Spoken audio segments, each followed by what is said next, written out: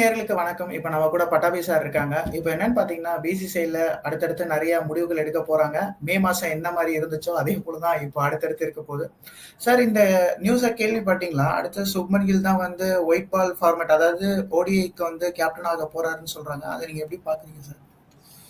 Maybe ஸ்பெகுலேஷனா இருக்கலாம், எல்லாம் hypothesis தான் நான் நினைக்கிறேன் டெஃபினட்டா. ஏன்னா man on the street Shubman கில்லோட ரிமார்க்கபிள் சக்சஸ் வச்சுட்டு இந்த மாதிரி யோசிக்கிறாங்க. ஏன்னா Rohit Sharma is getting also older, 37, 38, அவருக்கு நிறைய மேட்சஸ் இல்லை, ஆடுறது இல்லை, ஐபிஎல்க்கு அப்புறம் ஆடல. ஸோ இந்த மாதிரி கான்டெக்ட்ல T20ல ரிட்டையர் பண்ணிட்டாரு, டெஸ்ட் மேட்ச்ல ரிட்டையர் பண்ணிட்டாங்க. கொஞ்சம் ஒரு மாதிரி ஆஸ்திரேலியா டூருக்கு அப்புறமே இல்லாம கொஞ்சம் கேப் விட்டுட்டு இப்போ வந்தது அனௌன்ஸ்மெண்ட், டூரிங் பார்ட்டி அனௌன்ஸ் பண்றது முன்னாடி வந்ததுனால கொஞ்சம் ஏதோ ஒளிவு மறைவு இருக்கோன்ற மாதிரி ஒரு இது இருந்தது.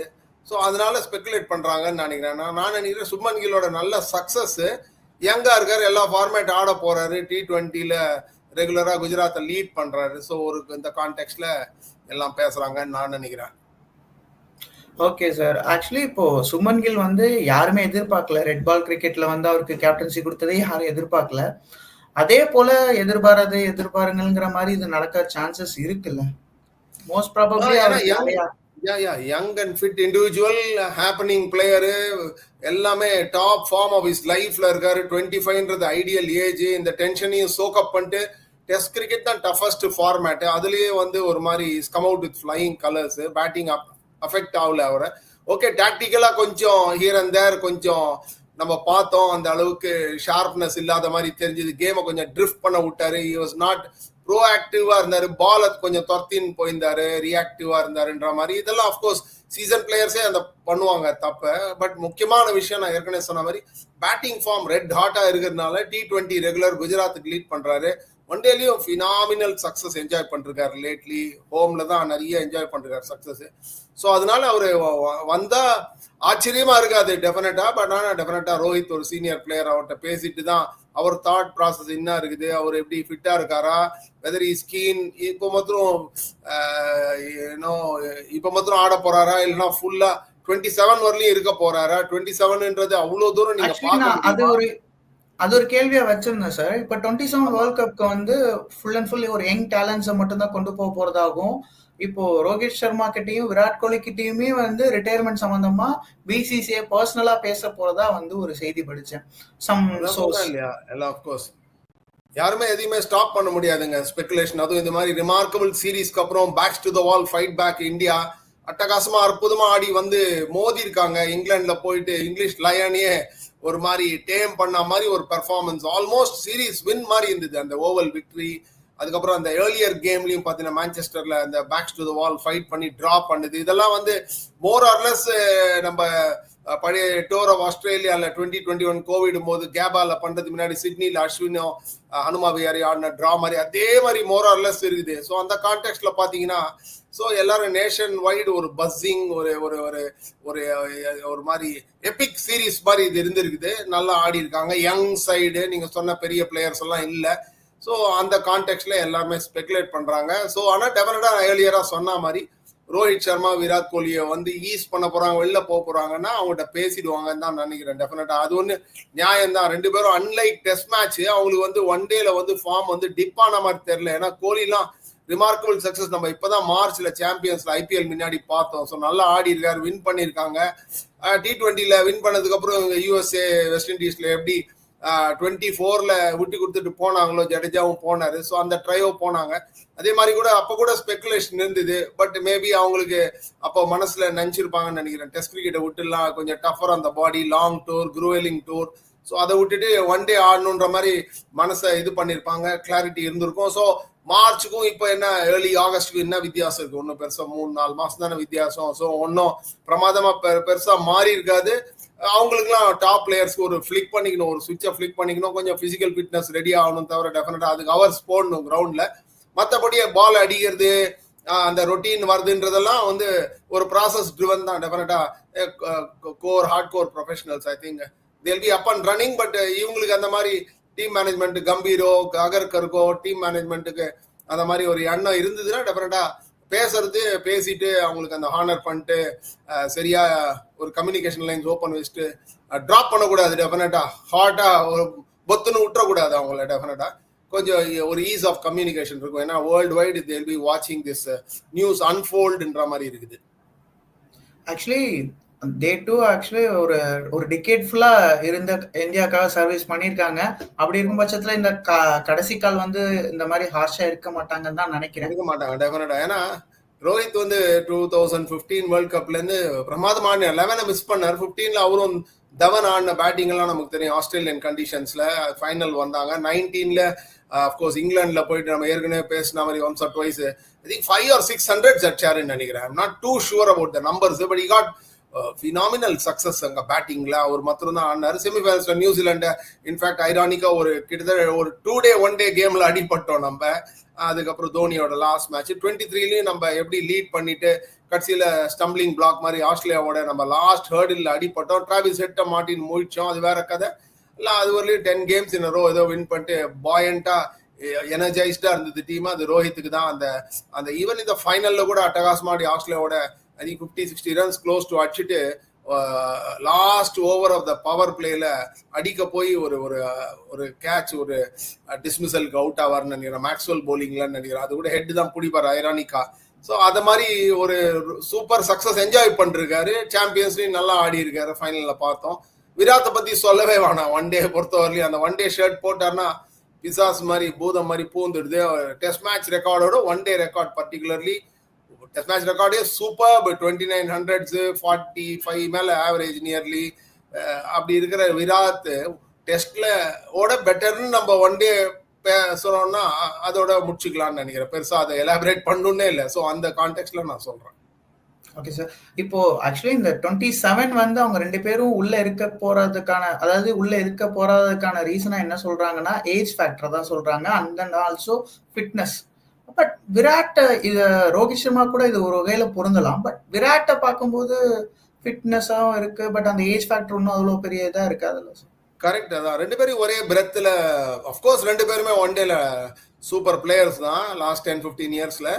But having set that Virat வந்து ஒரு லெவல் மேலங்க டெஃபினட்டா. ஸோ அதே பிரெத்ல பேசக்கூடாது. நீங்க சொன்ன மாதிரி சரியா சொன்னீங்க. ரோஹித் கொஞ்சம் அந்த அளவுக்கு ஃபிட்னஸ் இஷ்யூஸ் விராட் மாதிரி கிடையாது. டெஃபினட்டா விராட் மாதிரி கிடையாது. நம்ம ஐபிஎல்லே பாக்குறோம். ஸோ அவர் ரெகுலர் ஆடுறதுல மும்பை கேப்டன்சி எடுத்துட்டாங்க அவர்கிட்ட 2 years இல்ல. ஹார்திக் தான் பண்றாரு. So he is not on the field sometimes, whether that's a cunning move by the team, அது ஒரு ரூல்ஸ் அலோவ் பண்றதுனால வரதுனால அதை யூஸ் பண்ணிக்கிறாங்க தவிர. பட் விராத் என்னைக்குமே அந்த மாதிரிலாம் இருந்ததே கிடையாது. வெறும் பேட்டிங் ஆட்டு உட்காந்துக்கிறது அதெல்லாம் இல்லவே கிடையாது. ஸோ அவரு வந்து லைவ் ஒயர் ஃபீல்ட்ல is actively involved. So I think Virat மேல கொஸ்டின் மார்க் இல்லைன்னு நினைக்கிறேன். நம்ம 2 பேருமே எப்பவுமே ஒரு ஃப்ளோல ஒரே பிரெத்ல பேசிடுறோம்னு நினைக்கிறேன். அவங்க 2 பேருக்குள்ள ஐ திங்க் 1 year தான் ஏஜ் டிஃபரன்ஸ் நினைக்கிறேன். Probably Virat I remember November 88 நினைக்கிறேன், if I am right, date of birth. Rohit could be 86 or 87, அஸ்வினோட contemporary, probably 2 years older. So அந்த இதுல பாத்தீங்கன்னா டக்குன்னு ஒரு ஃப்ளோல சொல்றேன் தவிர விராத்தும் ரோஹித்தும் அஃப்கோர்ஸ் பயங்கரமான ஜாம்புவான் திமிங்களும் ஒன் டே பிளேயரா இருந்தாலும் ஸ்லைட்லி விராத்துக்கு அந்த எட்ஜ் இருக்கு டெஃபினட்டா. Okay sir. இப்போ இன்னொரு பெரிய கேள்வியா இருக்கிறது என்னன்னா ஸ்ரேயாஸ் ஐயர் அந்த ஐபிஎல்க்கு அப்புறம் அதாவது அந்த கான்ட்ராக்ட் சென்ட்ரல் கான்ட்ராக்ட்ல இருந்தே அவரை பேசணும்னா அவருடைய வளர்ச்சிங்கிறது ரொம்ப பெரிய அசுர வளர்ச்சியா தான் இருக்கு. ஒயிட் பால் ஃபார்மேட்டுக்குன்னே தன்னை உருவாக்கின மாதிரியான ஒரு ஜோன்ல தான் இப்போ இருக்காரு. அவருக்கு இப்போ அந்த 3 ஃபார்மேட்லயும் வாய்ப்புகள் கிடைக்க போகுது அப்படிங்கிற மாதிரி ஒரு டாக் போகுது சார். அதை எப்படி பாக்குறீங்க? எப்படி டெஸ்ட் மேட்ச் டீம்ல வர போறாருன்னு தெரியலங்க. ஏன்னா இனிஷியலா பாத்தீங்கன்னா நல்லா ஆடி இருக்காரு மும்பைக்கு. 24ல அவரை எடுத்தாங்க, இங்கிலீஷ் மென்னோட எடுத்தாங்க. விராட் அந்த சீரீஸ் ஆடல இங்கிலாண்டோட ஏர்லி 24ல. அப்ப சான்சஸா வந்து 100% அவரால் ஃபுல்ஃபில் பண்ண முடியல. ரஜத் பட்டிடார் கூட ஆடினாரு, உங்களுக்கு ஞாபகம் இருக்கு. ஏன்னா அதுக்கப்புறம் அவ்வளவு கிரிக்கெட் ஆடினதுனால உங்களுக்கு ரியலாவே மெமரியை ஸ்கிராச் பண்ணி தோண்டி எடுக்க வேண்டியிருக்கு. ஏன்னா அதுக்கப்புறம் 2 IPL ஆயிடுச்சு, 24-25 எவ்வளவு டிராமா ஆக்ஷன் இருக்கிறதுனால. ஸோ அஃப்கோர்ஸ் அதுக்கப்புறம் டொமஸ்டிக் சர்க்கியூட்ல போயிட்டு ஆடினார். கான்ட்ராக்ட் கிடைக்கல. அவரு இஷான் கிஷன் ஆடினாங்க. ஐயர் நல்லா தான் ஆடினார். மும்பை அஃப்கோர்ஸ் ஃபைனல்ஸ் வரலையும் வரல. விதர்பா தான் வின் பண்ணாங்க. ஸோ சீசன் எப்பவுமே லங் ஓப்பனர்னும். ஃபர்ஸ்ட் மேட்ச் ஆஃப் த சீசனுக்கு அக்டோபர்ல எனக்கு தெரிஞ்சு வருஷ காலமா 30-40-50 இயர்ஸா இரானி கப் தான் ஆடுவாங்க. ஸோ இரானி கப்ல Vidarbha versus rest of India. அந்த கேம் வந்து நாக்பூர்ல ஆட போறாங்களா எங்க ஆட போறான்னு தெரியல, விதர்பா ஹெட் குவார்டர்ஸ். ஸோ டெஃபினட்டா அந்த கேம்ல இவர் ஆட போறாரா இல்ல அதுக்கு முன்னாடி ஒரு துலீப் டிராஃபி ஸ்குவாட்ஸ்ல இவர் டீம்ல எடுத்திருக்காங்க. ஸோ வெஸ்ட் ஜோனுக்கு ஆட போறாரு ஸ்ரேயஸ் ஐயர். ஸோ எப்படி அந்த மாதிரி கேம்ஸ்ல எல்லாம் அடிக்க போறாரு. திருப்பி இந்த கேம்ஸ்ல நான் சொன்ன மாதிரி துலீப் டிராஃபி லேட் ஆகஸ்ட்ல ஆரம்பிக்க போகுது. அதுக்கப்புறம் இரானி கப்பு அப்கோர்ஸ் இப்போ லேட்லி வந்து துலீப் இரானி முன்னாடி வருது. ஸோ நான் சொன்ன இந்த டோர்னமெண்ட்ஸ்ல 2-3 அஷ்டார் வச்சுக்கோங்களேன். பெரிய பெரிய 100 அடிச்சிட்டாருன்னா இக்னோரே பண்ண முடியாது. ஆனா இக்னோர் பண்ண முடியாதுன்னா ஸ்குவாடுக்குள்ள எடுத்துன்னு வரலாம். மேபி கருண் நாயர் பேரலி கருண் மேல இன்வெஸ்ட் பண்ணி பிரயோஜனம் இல்லை. இந்த மாதிரி ஃபியூச்சர் டூர் ஆஃப் நியூசிலாந்து இருக்கு, சவுத் ஆப்பிரிக்கா இருக்கு. அந்த கண்டிஷன்ஸ்க்கு லாங் டேர்ம் பெர்ஸ்பெக்டிவ்ல அவர் நல்லா ஆடுவாரா இல்லையான்றதை அவர் நிர்ணயிச்சுட்டு ஸ்குவாட்ல வேணா 15-16 மெம்பர் ஸ்குவாட்ல வேணா அது ரிவார்ட் ஃபார் லேபர். ஐயர் வந்து அந்த ஷார்ட் பால்க்கு அந்த டெஃபிஷியன்சி எல்லாம் அயன் அவுட் பண்ணிட்டாரா இல்லைன்றதெல்லாம் பார்த்துட்டு டெஃபினட்டா ஒரு டீம்ல எடுத்துட்டு வரதுக்கு சான்ஸ் இருக்கு. பட் ப்ரொவைடட் ப்ரொவிசோ என்னன்னா ஒரு 200-300 பெரிய 100s அடிக்கணுங்க. ஆக்சுவலி அந்த கரண்ட் ஃபார்ம் டெஃபினட்டா பார்க்கணும். கரண்ட் ஃபார்ம் ஒரு ஹியூஜ் ஃபேக்டர் தான். சாய் சுதர்ஷன் கொஞ்சம் ஒரு மாதிரி பிளிப் இருக்கு. அவர் மேல எப்படி இன்வெஸ்ட் பண்ண போறாங்க. டெஃபினட்டா பந்த் இருக்க போதுல அது முன்னாடி ஸ்ட்ரைட் ஃபார்வர்ட் ஸ்வாப் வந்து த்ரூவ் ஜுரேல் இல்லைன்னா கேஎல் ராகுல் ஆட வச்சுட்டு இன்னொரு பேட்ஸ்மேனே ஆல்ரவுண்டரே ஆட வைப்பாங்களா. இந்த சிக்கல்லாம் வந்து க்ளோசர் டு அக்டோபர் தான் வெஸ்ட் இண்டீஸ் வருஷம் தான் தெரியும் நான் நினைக்கிறேன் with respect to test matches. So அந்த டீம் காம்பினேஷனை கொஞ்சம் டிங்கர் பண்ணலாம். ஓகே 2 மேட்ச் தானே கேஎல் ராகுல கீப்பரா பண்ண வச்சுட்டு கொஞ்சம் இன்னொரு பிளேயருக்கும் ஒரு ஆப்பர்ச்சுனிட்டி. த்ரூவ் ஜுரேல வெறும் கீப்பிங்னு எடுக்கணும்னா நல்ல பேட்ஸ்மேன் தான். பட் கண்டிப்பா பந்த் கேட்டகரியில ஒன்றும் இல்லை. அக்டோபர் ஐயர் பொறுத்தவரையிலும் அவர் he has to slam the door open. அடிச்சு சாய்க்கணும். 2-3 அடிச்சு சாய்க்கணும். இல்ல இப்போ அதான் அவரு கேகேஆர்ல அவருக்கான தகுந்த வாய்ப்பு கிடைக்கல, நான் வெளில போய் யாருன்னு காட்டணுங்கும் போது அத நிறைவேற்றி காட்டினாரு. மேபி அவருக்கான அவளுக்குள்ள இருக்கும்ல சார், ஒரு கேப்டனாவே வந்து சின்ன வயசுல இருந்து டெஃபினட்டா அந்த ஹங்கர் இருக்குங்க. ஏன்னா இன்டர்நேஷனல் லெவல்ல வந்து நீங்க பாத்தீங்கன்னா T20 ஜெனரேஷன் மெமரி லேப்ஸ் இருக்குது. எல்லாருக்கும் பப்ளிக் அட்டென்ஷன் டெபிசிட் இருக்கு. 3 hours 4 hours முடியுது. ஓகே என்டர்டைன்மெண்ட் ஃபைன், அதுக்கு ஒரு ஸ்பேஸ் இருக்குது இந்த காலத்துல T20 வேர்ல்டுக்கு. பட் ஹேவிங் செட் தட் ஒரு பிளேயர் நீங்க இன்டர்நேஷனல் பிளேயரை கேட்டீங்கன்னா லாங் டேர்ம்ல வந்து அவங்க பியர்ஸ்ட வந்து ரெஸ்பெக்ட் எதிர்பார்க்கிறது. ஒரு பெரிய T20 இன்னிங்ஸ் நமக்கு ஒரே கையில எண்ணிடலாம். எவ்வளவு இன்னிங்ஸ் ஸ்பெக்டாகுலர் இன்னிங்ஸ், இவ்வளவு வேர்ல்ட் கப் பாக்குறோம், 2 வருஷத்துக்கு ஒரு வாட்டி T20 வேர்ல்ட் கப் பாக்குறோம். பட் மறந்துடுது. பட் இந்த மாதிரி ஒரு எபிக் சீரீஸ் ஆஸ்திரேலியாவோடயோ இங்கிலாண்டோட ஆஸ்திரேலியா ஆஷஸ் சீரீஸ், இந்த ரிமார்க்கபிள் உங்களுக்கு அந்த அட்டகாசமான அந்த பர்ஃபார்மன்ஸஸ் எல்லாம் மறக்கிறதே இல்லை. பிரசித்தமா உங்களுக்கு ஃபோர் ஃப்ரண்ட் ஆஃப் த மெமரியில இருக்குது இல்லையா, ரீகால் இருக்குது, எல்லாருக்கும் இருக்குது. ஸோ அந்த கான்டெக்ட்ல சொல்றேன் T20 சக்சஸ் இம்பார்ட்டன்ட் தான். T20ல நல்ல பிளேயர் தான், T20ல இருக்க தான் போறாரு, ஒன் டேல இருக்க தான் போறாரு, ஏன்னா வேர்ல்ட் கப்லாம் ஆடி இருக்காரு. நம்ம we are talking about test cricket. Okay அவரை பொறுத்தவரையும் அவர் ஹங்கர் டிரைவ் எல்லாம் இருக்கும். நான் சொன்ன மாதிரி என்ன ரன் அடிக்கணும். பட் டீம் மேனேஜ்மெண்ட் எப்படி இவ்வளோ பிளேயர்ஸ் மோதர்ச்ச ஒரு 11 ஸ்லாட் 16 மெம்பர் ஸ்குவாடுக்கு மோதர்ச்ச யார் எடுக்க போறாங்க சரியான தலைவலி தாங்க கௌதம் கம்பீருக்கு டெஃபினட்டா.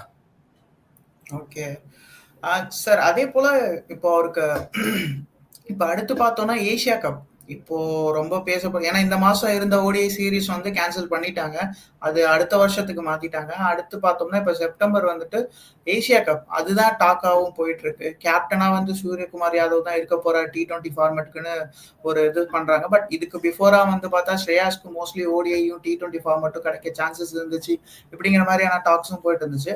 பட் அதை கூட விட்டுறலாம். பட் வைஸ் கேப்டனா அக்ஷர் பட்டேல் தான் இருக்க போறாரு அப்படிங்கிற மாதிரியான ஒரு டாக் போகுது. அதை எப்படி பாக்குறீங்க அக்ஷர் பட்டேலுக்கு? ஏன்னா இப்போ இன்ஜுரிக்கு அப்புறம் அவரு பெருசா எதுவுமே விளையாடல. ஒயிட் பால் ஃபார்மேட்ல இல்ல சந்தோஷ். அதான் அக்ஷர் பட்டேல் நாமளா இன்ஜுரிக்கு அப்புறம் ஒரு hibernation period, recovery tough period தான் அது. ஐசோலேட்டடா அவங்க பாட்டு தனியா அவங்க தாட்ஸோட இருக்கணும், ரிகவரி 100% இன்வெஸ்டடா இருக்கணும். கஷ்டமான பீரியட் தான் ஒரு பிளேயருக்கு. இன்ஜுரி வந்து ரிகவர் பண்றது சரியான ஒரு இரிட்டேஷன் தான். ரிஷப் பந்தை பத்தி ஆக்சிடென்ட்டை பத்தி நம்ம படிச்சிருக்கோம். அதே மாதிரி இப்போ கிறிஸ் வோக்ஸ் நம்ம பேச இல் பி சஃபரிங் ஆஷஸ் டூர் முன்னாடி அவர் ரெடி ஆக முடியுமா, அந்த மாதிரி ஒரு இன்ஜுரி அவர் கேரியரையே த்ரெட்டன் பண்ணி சுவிச் ஆஃப் பண்ணுமா, அந்த மாதிரிலாம் இருக்கு. ஸோ அந்த கான்டெக்ட்ல பும்ரா ஆப்ரேஷனுக்கு அப்புறம் நிறைய பேசியிருந்தோம். Virat Kohli once or twice miss பண்ணிட்டு திரும்பி வரதெல்லாம் நம்ம பார்த்தோம். அந்த இரிட்டபிலிட்டி இருக்கு பிளேயர். அது வந்து ஆக்குபேஷனல் அசாடு, வேற வழி இல்லை, கண்ணத்துல ஆற மாதிரி எடுத்துன்னு எப்படியாவது have to find a strength and ஒரு சொல்யூஷன் எடுத்துன்னு வரணும். பட் அவங்களுக்கு அங்கதான் அந்த ஹங்கரும் டிரைவும் டெஸ்ட் பண்ணும். முகமது ஷாமி இன்னொரு எக்ஸாம்பிள் நமக்கு டக்குன்னு ஃபோர் ஃப்ரண்ட்ல இருக்குது. ஸோ டெஃபினட்டா அக்ஷர் பட்டேல் அவர் ஃபிட்டுன்னு தெரிஞ்சிச்சுன்னா அவர் வந்து திருப்பி போயிட்டு டொமஸ்டிக்ல ஆட்டுவாங்க, சௌராஷ்டிரால ஆட்டுவாங்க, ரஞ்சி ஆட்டுவாங்க, ஒன் டே ஆட்டுவாங்கன்னு சொல்லி அந்த மாதிரி டெஃபினட்டா டெஸ்ட் மேட்சஸ்னா அனில் கும்ப்ளே வந்ததுக்கு அப்புறம் அது மாதிரி ஒரு டிக்டாட் மாதிரி பாஸ் பண்ணாங்க. 2 ஃபர்ஸ்ட் கிளாஸான ஆடணும், அன்ஃபிட் பிளேயர் ஃபிட் ஆகி உள்ள டீமுக்குள்ள வர்க்கச்ச டாக்டர் சொல்லிட்டா போறாது, பிசியோ சொல்லிட்டா போறாது, நீங்க மேட்சும் ஆடணும் கொஞ்சம் அப்படின்ற மாதிரி இருந்திருக்கு. அது கொஞ்சம் ஒரு அன்ரிட்டன் கோட் ஆஃப் கான்டாக்ட் மாதிரி இருக்குது. பட் T20 ஒன் டேல I think they'll be walking in நினைக்கிறேன். அக்சர் பட்டேல் டெஃபினட்டா இருக்க தான் போறாரு. ஏன்னா இப்பதான் ஐபிஎல் ஆடினாரு, நல்லா கூட ஆடினார், டெல்லியை லீட் பண்ணாரு. டாப் 4ல வர முடியல, பட் இன்ஜுரினால ஐ திங்க் அந்த வைட்டல் கேம் கூட ஆடல நினைக்கிறேன் towards end. But having set that I think he's going to walk in definitely. அந்த ஃபார்மேட்ல இஸ் ரெகுலர், சந்தேகமே இல்லை. டெஸ்ட் மேட்ச்லயே கூட அக்சர் வந்து அந்த நான் சொன்ன மாதிரி அக்டோபர்ல அந்த மேட்ச் ஆடுவார். இப்போ வெஸ்ட் ஜோன் மேட்ச் ஸ்குவாட்ல இருந்தாருன்னா அதுவும் ஆடுவார், துலீப் டிராஃபி. ஸோ அந்த மேட்ச்லாம் எப்படி ஆடுறான்னு சொல்லிட்டு மேபி தேர்ட் ஸ்பின்னரா கூட ஜடேஜா வாஷிங்டனோட குல்தீபா அக்சரான்னு கூட மாறும், சொல்ல முடியும். ஏன்னா அக்சர் வந்து அந்த அளவுக்கு சக்சஸ் வந்து என்ஜாய் பண்ணியிருக்காரு இந்தியன் கண்டிஷன்ஸ்ல as a left arm spinner, even in longest format. So நிறைய தலைவலி தாங்க இருக்கு, ஹாப்பி ஹெட்ஏக்னு சொல்லலாம். பட் ஆனால் நீங்கள் கம்பீர்ட்டி அகர்கர்ட்டி போய் சொல்ல முடியாது.